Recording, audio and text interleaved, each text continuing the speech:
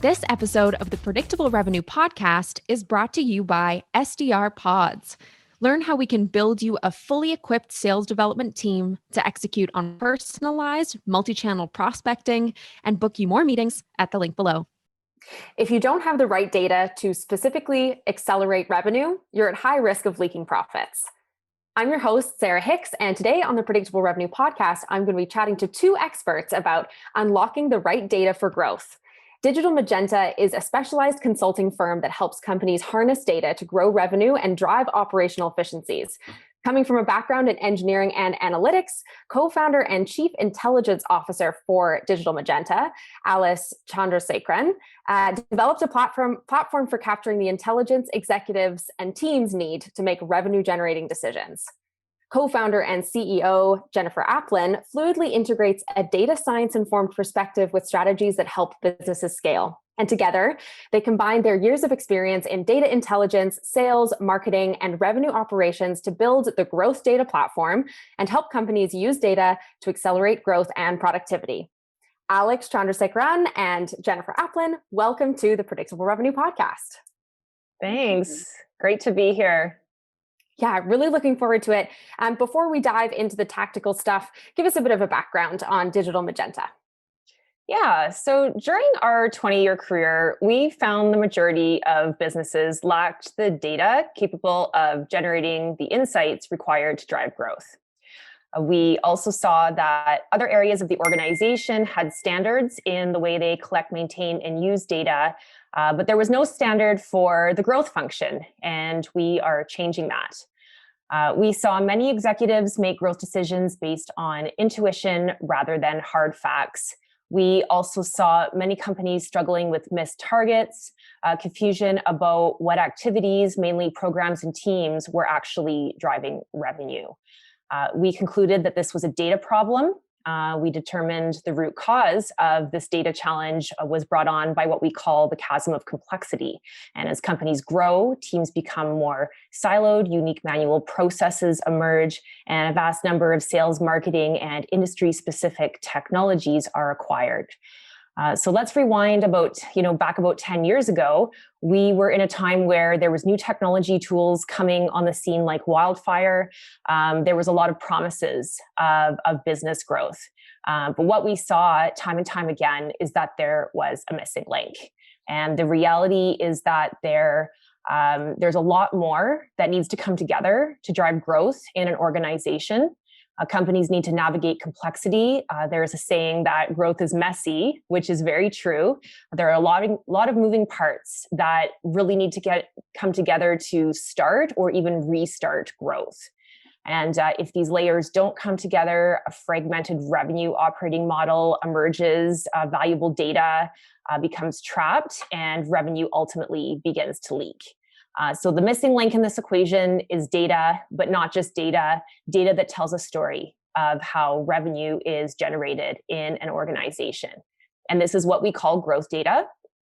And Digital Magenta helps companies harness data to grow revenue and boost productivity.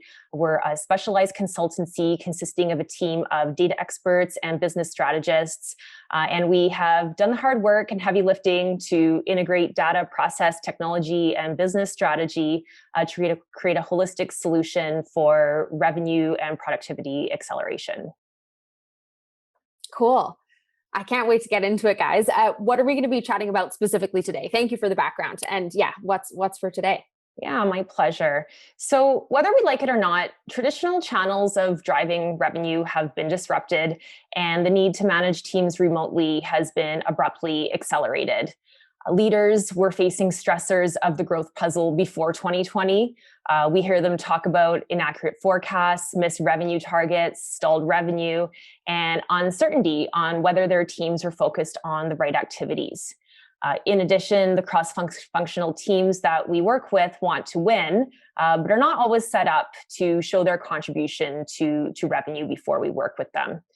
So let's face it, everyone is looking for new ways to grow and capitalize on the economic rebound on the horizon. It's a race to become more data-driven, but where do we start? So we're going to touch on where companies are starting from today, how complexity is holding them back, what the right data is to drive growth, and how to begin planning to unlock this data. Cool. Well, let's get right into it.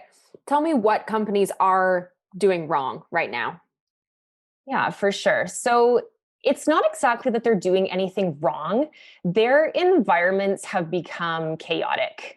Traditional business channels have been disrupted, and the need to become, digitally savvy has been accelerated. So they found themselves in what we call the chasm of complexity. In addition, market pressures, due to market pressures, teams have become dispersed. They were before, but they even more so now. And they have always been great at creating their own unique manual processes. And then technology is added to become more efficient. And this has accelerated, thanks to recent events of the past year. So the complexity problem is compounded by the fact that much of the technology that companies implement is specific to a function. And the more technology a business function adds to optimize their individual processes, the more fractured the revenue operating model becomes. So it becomes unfocused, full of cracks, and essentially the layers just don't work well together. So we see a few things happen. These inefficient operational structures emerge. The data that leaders need to inform growth becomes trapped, and ultimately revenue begins to leak.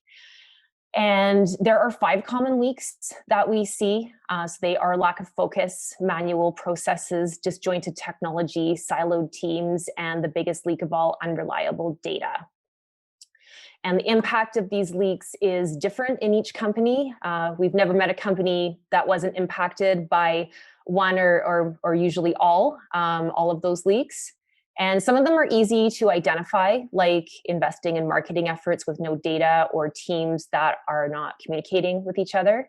And then there's what happens below the line of visibility. And we call these the most terrifying aspects of business because you can't see these leaks. So they can include those A-level opportunities that the sales organization isn't following up on, or business intelligence that's being captured locally and not shared through teams. So a couple of examples of terrifying, findings that we've encountered include, the company that was spending hundreds of thousands on online ads with no strategy, no way to measure, and ultimately no ROI. Or the company that was investing heavily in lead generation, only to find that they had $2 million worth of qualified leads stagnating in their pipeline. And that was a big double leak. So at the end of the day, companies are generating more and more data, but it's not the right data. So what should companies be doing instead? I'm going to answer that. So companies typically have, most companies typically have KPIs that they're measuring against to see progress. Some of the foundational ones that are like, forecasting, be it average deal size, time to close, win rate, like whatever that can be. But typically what we find in majority of the cases is they're not able to rely on their data for one reason or the other. Forecasting, it seems like it's a foundational KPI and it comes out of the box, but most companies find there's some error, there's some gap, and it's not reliable at the end of the day. So step one, having reliable foundational KPIs, it's like a foundational step. And then layering on top of that is data that actually drives growth, which is what makes a difference. So, to answer that, 5 key things to consider. Companies should look at leading indicator KPIs. Can you tell if your team can meet their target before the quarter ends? Most companies, if they are measuring activities, it is really primarily for productivity. However, if you can correlate key sales meetings that are required to reach revenue goals, it is a clear indicator that tells you ahead of time whether or not you're going to reach your revenue goal. and identifying critical revenue drivers. It can be programs, it can be team actions, it could be anything across the revenue generation process. Understanding which set of cross-functional activities contribute to revenue helps in supporting the above in terms of the sales meeting getting the right type of meeting, right? One of our clients, we were looking at their data recently, and it was showing that their webinars actually resulted in revenue within a 3 to 6 month time frame. Another, we were able to pinpoint to say their MQLs resulted in higher quality deals than even their prospecting team. So really identifying what are those critical revenue drivers and zoning in, and then focusing your teams on those key activities across the cross-functionally between sales and marketing, to driving revenue and providing that level of clarity on what those activities are. Automating cross-functional processes and conversion points. Again, in this, when you leverage automation, you're removing friction in that process between the teams, like whether it be passing leads or, marking something to go back to marketing, like whatever that could be, and also using automation to drive adding further data points. So one common thing that we see is, oh, we need data on this. Let's just say like, okay, they're trying to figure out within the opportunity what type. And the easiest route people kind of think about is let's add a field and ask the sales team to enter, which never works. We all know it never kind of ends well, but it's something that we see repeatedly. So using automation to build those data points and collect data. And at the last but not the least is visualizing the leading indicators that become part of the weekly operations, monthly operations that the teams are looking at together, the leadership is looking at it together, and that really helps to kind of like move the companies forward.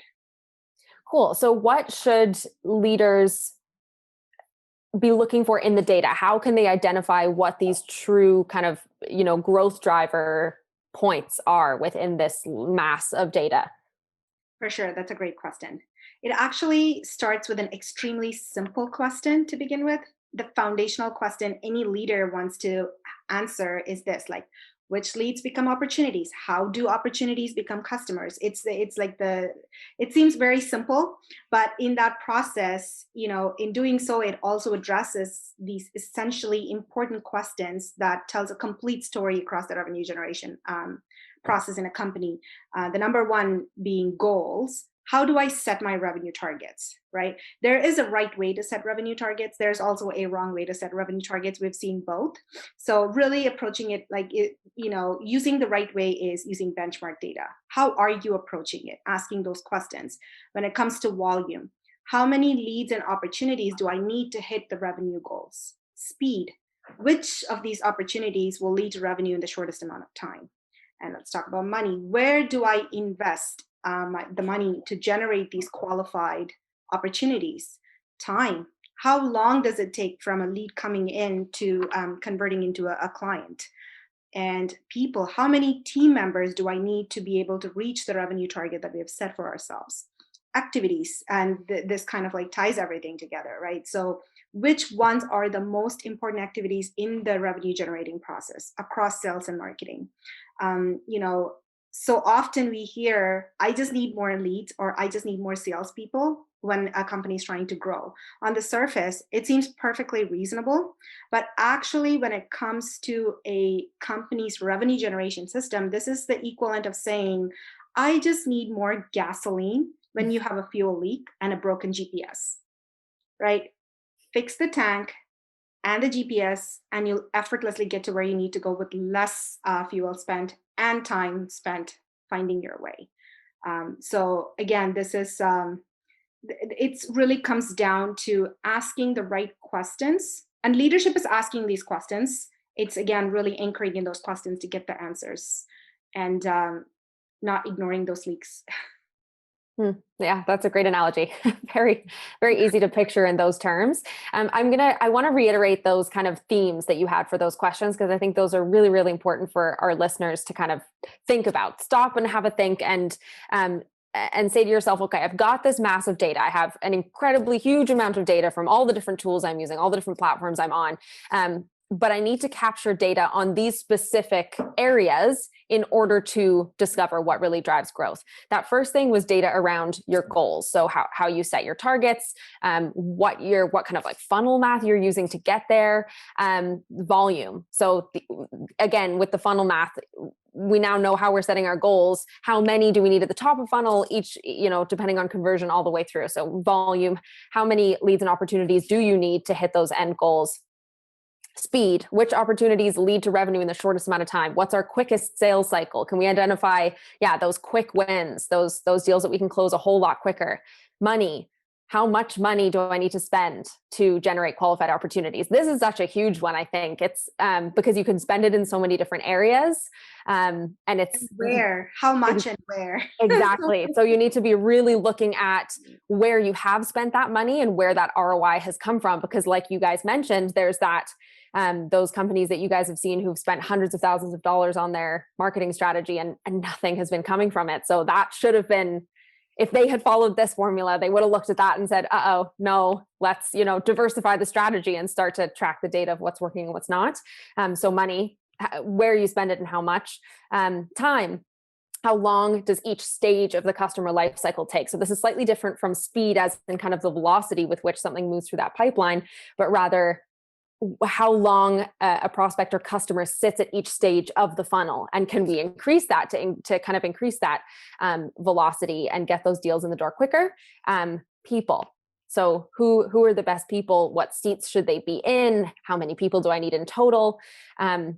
Activities, this is the last one here. Activities, so which are the most important activities across the board, across all of those themes that we've just chatted about, for actually driving revenue.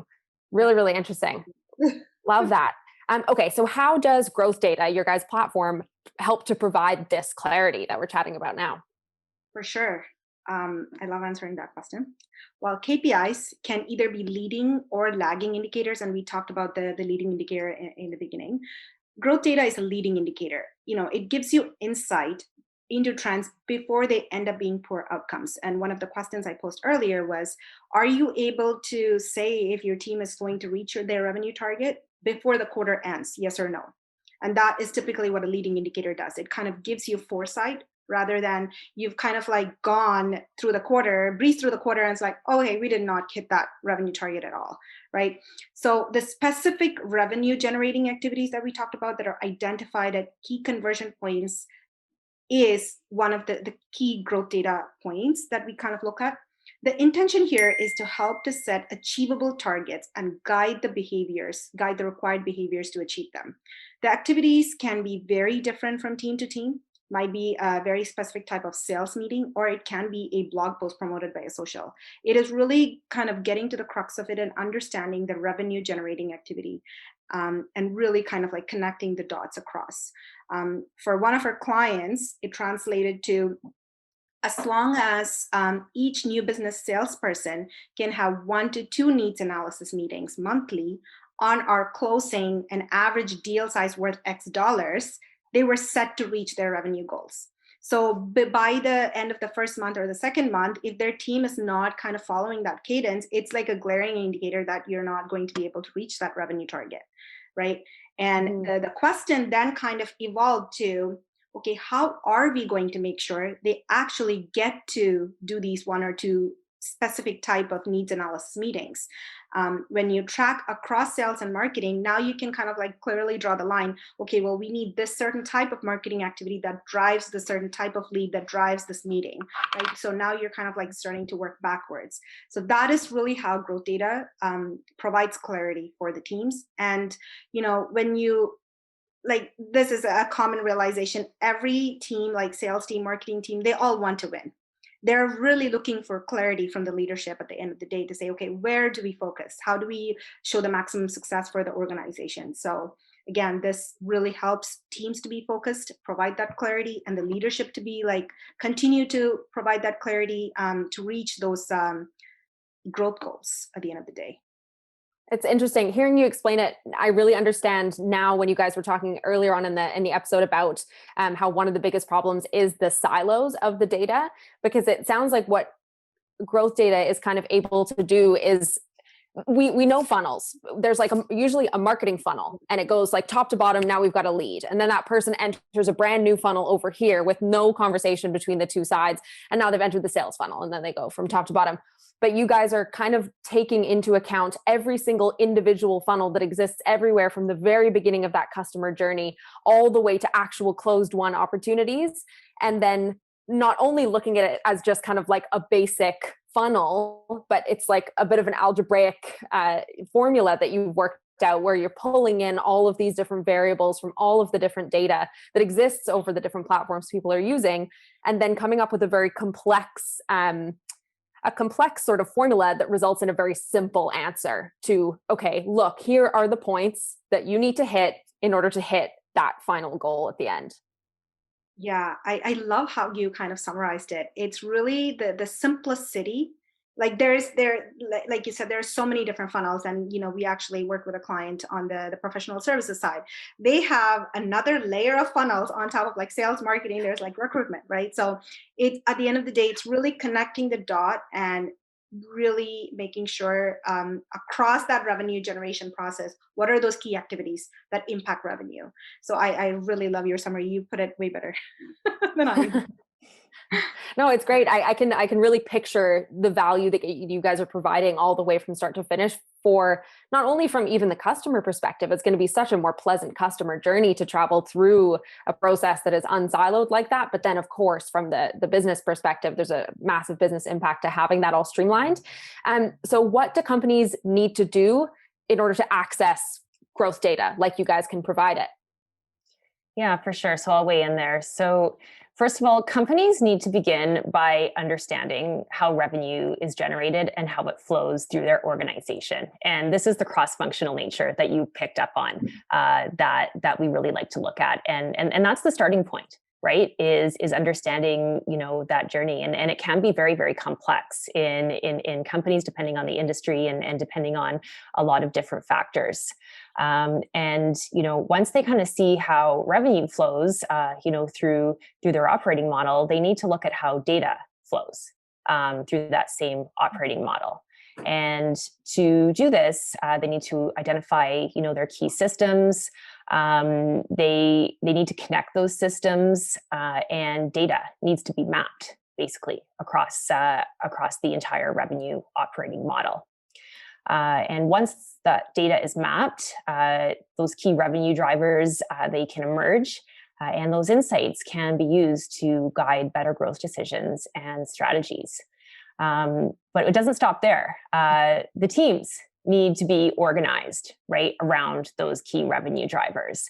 And that's a really, really important aspect. And there's an element there of breaking down those silos, like you pointed out, and making sure that the left hand knows what the right hand is doing, and all the teams are working on the right things. And this is again like the stress of leaders, right? Are my teams working on the right things? Well, you may not have known from a data perspective, but you might have been able to walk down the hall and have a general sense that yes, my team, right, is working on the right things.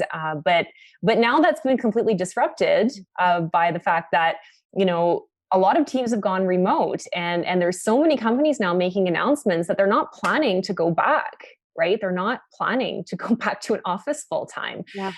So again, it just it really shows how important it is. It's what are those drivers, and then get the teams, right? Get the teams working on the right activities across that entire revenue operating model. Those drivers, then they really need to be visualized on dashboards so they can be integrated into the daily operations of the company. There's no point in uncovering this data if it's not going to be a discussion at every single team meeting, every single leadership meeting, right?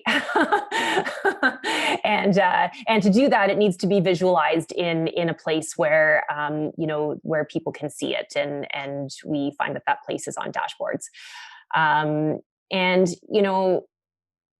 A lot of these cross-functional processes can be automated to eliminate low-value tasks for team members. And that's going to ensure that the company processes are also much more scalable. And, in a lot of cases, you can focus people on higher value activities, right? You reduce those low value tasks, across the revenue generating spectrum. And all of a sudden you have people, delivering to their fullest potential. And, I'll just add in another point there, because we talked about revenue leaks, but, there's also this idea of talent leaks, right? And when people aren't focused on the right activities and they aren't working to their fullest potential, companies are at risk for their top talent to leave. And if companies in growth mode, they need that top level talent. They can't have it walking out the door. So, essentially the company discovers exactly what works. So the right processes are followed, the right activities can be repeated over and over again. And everyone focuses on the common goal, which is how to grow the business.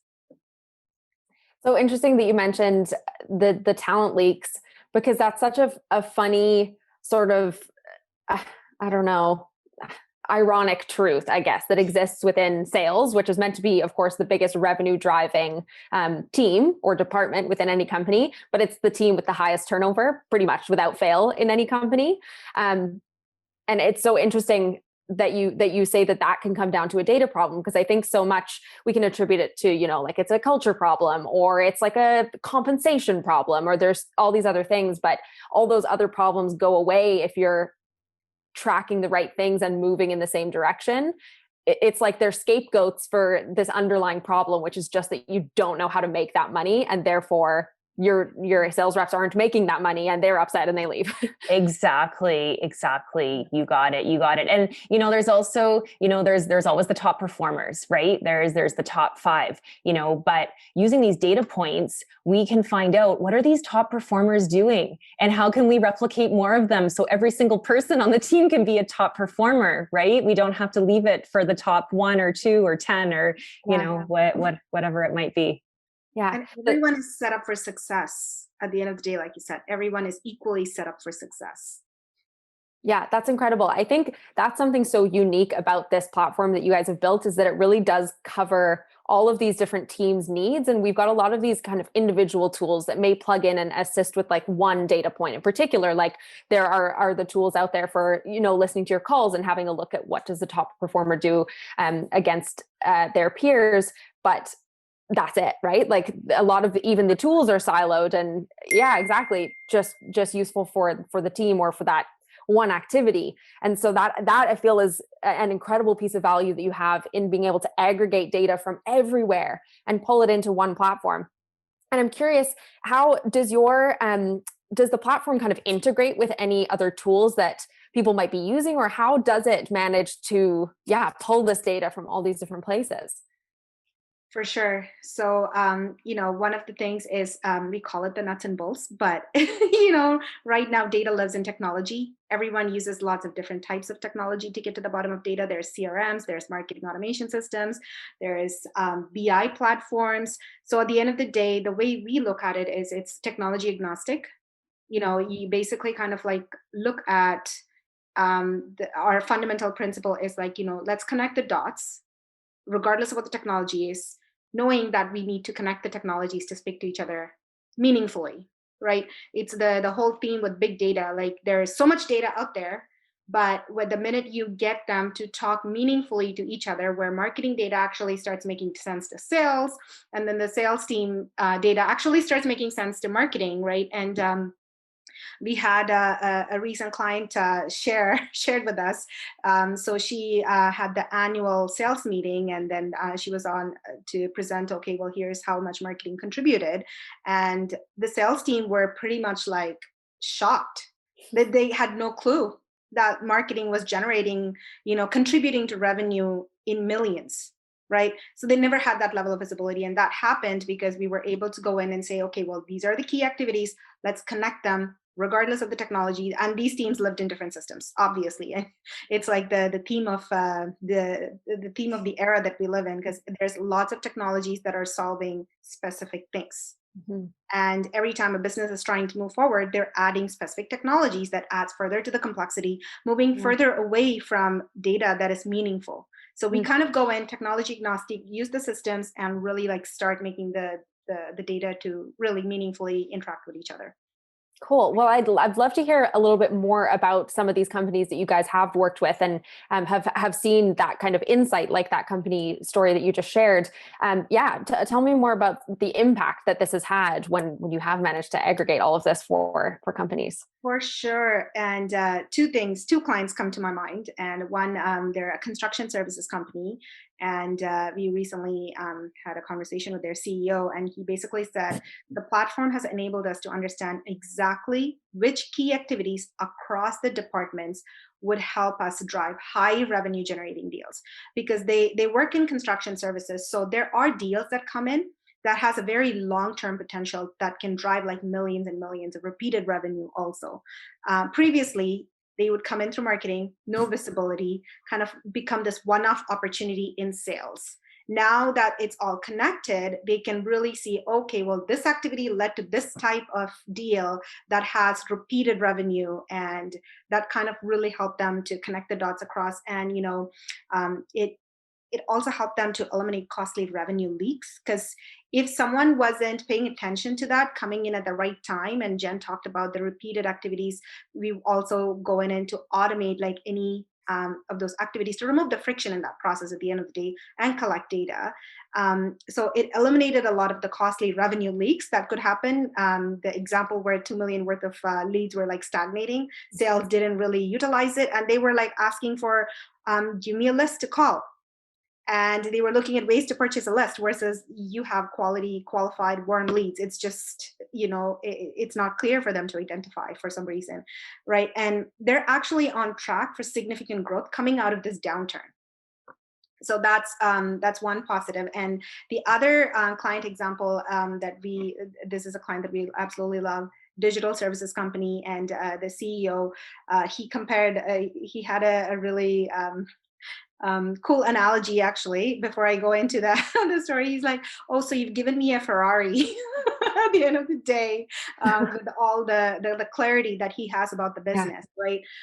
He's like, we met with them at the time they were looking for a partner to help with growth strategies. They had hit a revenue plateau, and since their engagement, they've actually doubled their revenue and continued to grow in the midst of the pandemic. And they actually belong to the industry that was impacted by the lockdown directly. And in spite of that, they were able to reach their revenue goals halfway into the year. Again, the clarity in what needs to happen. And, this client specifically, there's one thing that I love about them is they have clarity in terms of like the activities that they were able to compare. Here's the results from marketing. Here's the marketing activities, and that generated qualified leads. And here's the results from their sales prospecting team. At the end of the day, they were able to kind of go in and compare. Okay, at the end of the day, we actually landed more higher quality clients through our marketing qualified leads than even the prospecting team.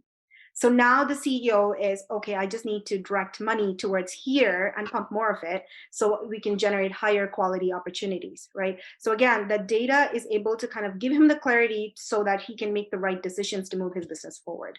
These two are our absolute favorite. Having that clarity around what drives revenue, leaders can absolutely pull the right levers. Yeah, it makes sense. That's something that would be appealing to absolutely any leader of any business to know that, to be able to somehow look in this crystal ball and see it all. And you guys have built that. It's no longer kind of a fantasy that people have, but it's actually a tool that they can use. It's pretty incredible what you guys have done. It's I'm blown away by the ability to pull everything together from all these different sides.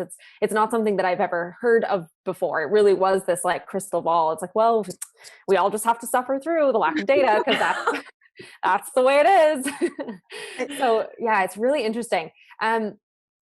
Cool. Well, I don't have any more specific questions around that, but I would love to have the opportunity to hear your pitch on growth data and on Digital Magenta. The reason that we do this in the podcast is, number one, because there are going to be sales reps listening who absolutely gain value from seasoned sales reps or veterans like Jennifer, yourself, it's very valuable for them to hear somebody really experienced speaking about their product. And then also the other side is that there are absolutely tons of those leaders that are going to be listening to this podcast as well, who 100% can generate a lot of value through this product. So I'd love to hear it. Great. Well, one of our clients began this initiative right before the world turned upside down. And that CEO just voiced how glad he was because they're now on track for significant growth coming out of this downturn. So if you are a company that is scaling fast and you want to make sure to keep your cash in your jeans, or your revenue is stalled out and you need to get over that hump, growth data can help you get on track. It benefits leaders across the entire organization, provides clarity into those revenue driving activities, increases efficiency and productivity, reduces costs associated with ineffective strategies or unnecessary hires. It makes the business more scalable and ensures business continuity. It helps leaders prioritize the highest impact efforts. So here's my ask for the people listening today. Do you have the clarity to tell the story of exactly how revenue is generated in your company? And if the answer is no, I would encourage you to reach out and book a strategy session with us so we can talk about your goals. And I will leave you with a final thought here. Growth data is an investment that can never walk out of your business. Once you've established it, it builds value month over month, year over year. And there's really never been a better time to prioritize data as a key growth strategy in your business. Amazing. Thank you so much, both of you guys, both of you, Alice and Jennifer, for coming on this episode. If people do want to reach out to you, if they want to learn more from either of you, where can they do that? Yeah, absolutely. They can find us at digitalmagenta.com, or they can reach out to me via LinkedIn, Jennifer Aplin. And we have a new guide that we're launching, and it's for leaders who are planning to invest in their next stage of growth. And that can be downloaded right off the main page of our website, which again is digitalmagenta.com.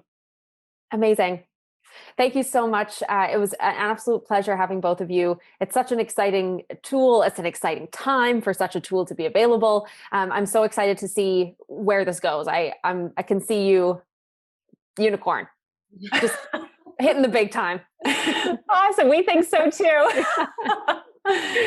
Thank you so much. And thank you, all of you guys, for listening to another episode of the Predictable Revenue Podcast. We will catch you next time.